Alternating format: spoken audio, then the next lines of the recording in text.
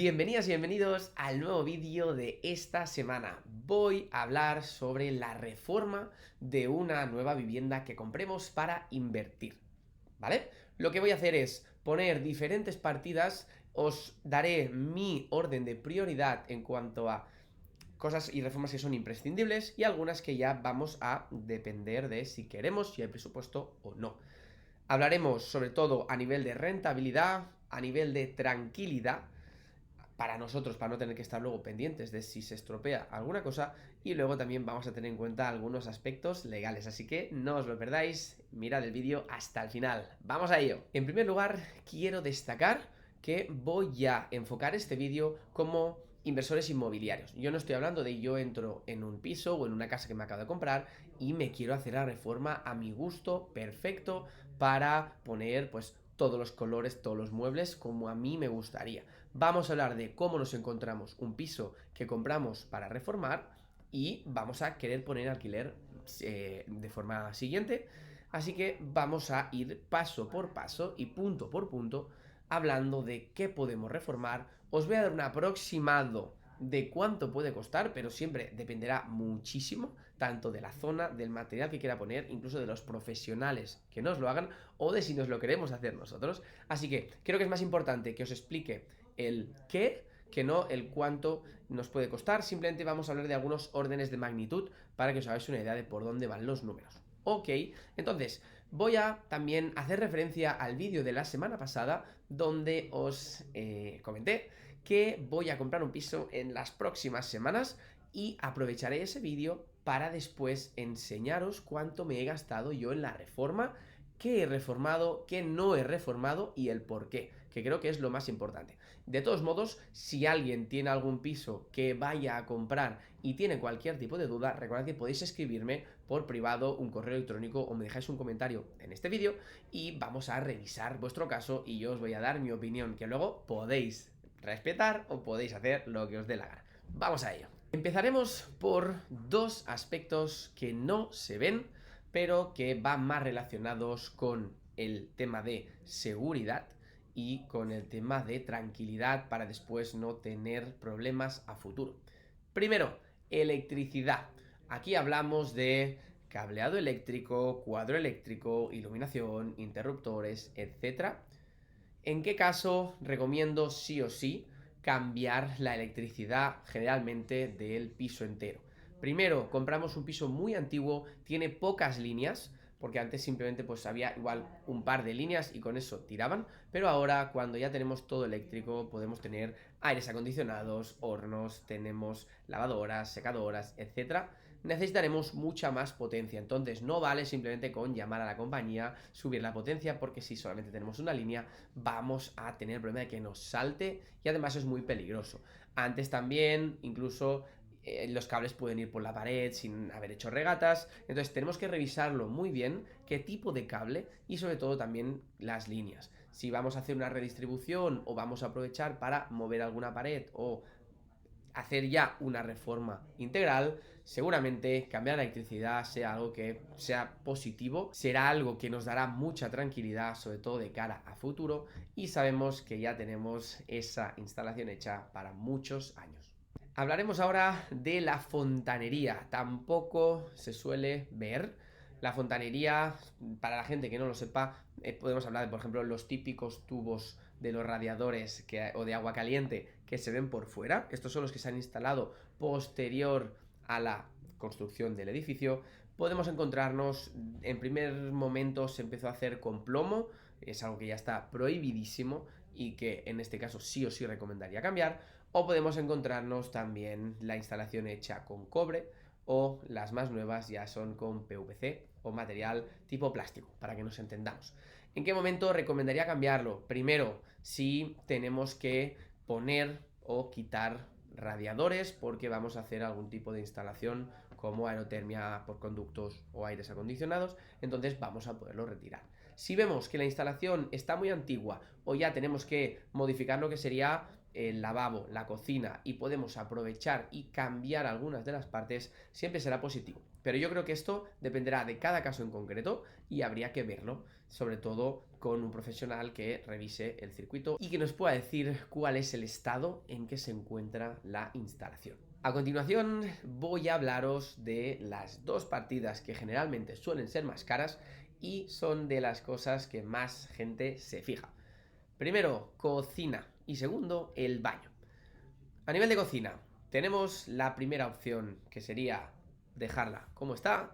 Podemos pasar por un pequeño lavado de cara que sería pintar las puertas, por ejemplo, cambiar las manecillas, incluso pintar los azulejos y además también incluso he visto opciones para poder pintar por encima de un mármol, de manera que parecerá una cocina muy nueva con unos acabados bastante que entran por la vista.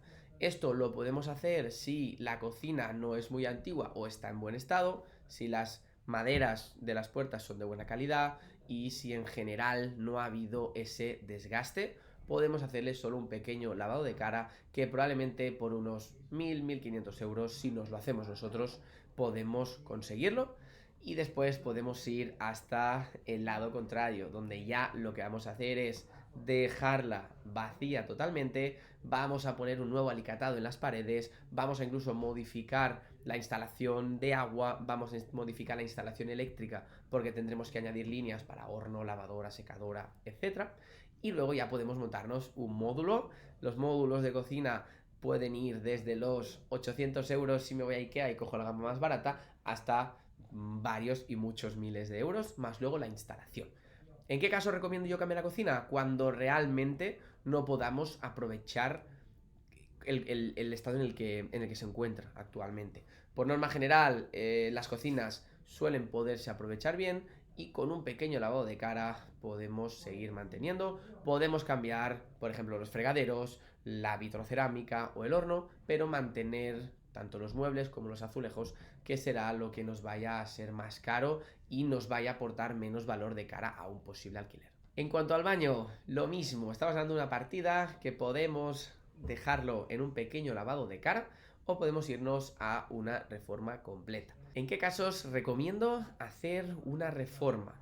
Tenemos, por ejemplo, la opción de cambiar la bañera por un plato de ducha, cambiar el mueble y después, si el inodoro está en buen estado, pues igual solamente podemos cambiar la tapa o simplemente cambiar algunos mecanismos o los tubos que lo conectan a nivel de fontanería.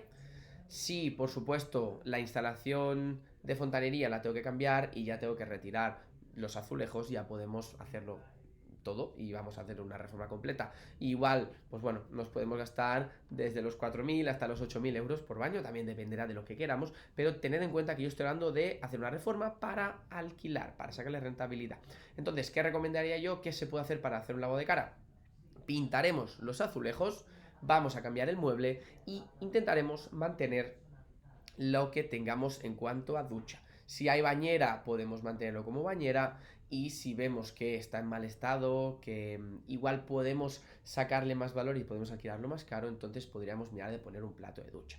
En el suelo podemos poner algún tipo de PVC, que es una imitación de lo que sería parquet, que es impermeable, se puede mojar y queda bastante bien.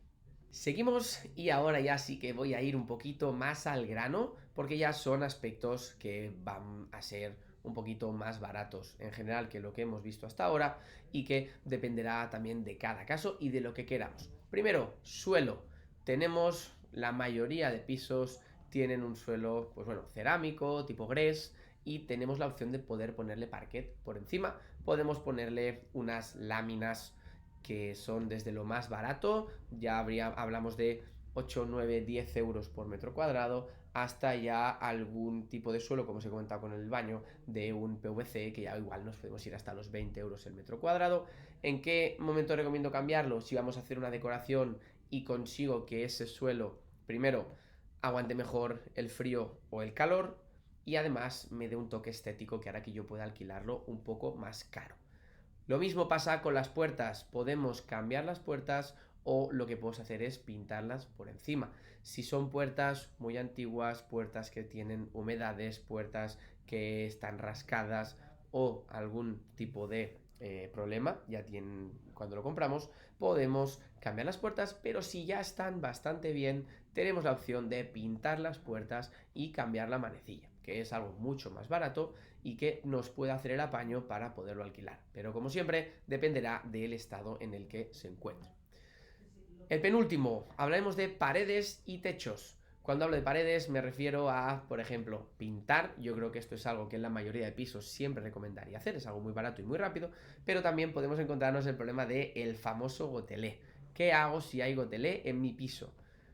Mi primera recomendación es, ¿realmente vas a poderlo alquilar por mucho más precio si le quitas el gotelé? Hablamos que perfectamente quitar el gotelé más alisar, más pintar, nos puede costar 3.000 euros en un piso que sea más o menos unos 80 metros cuadrados.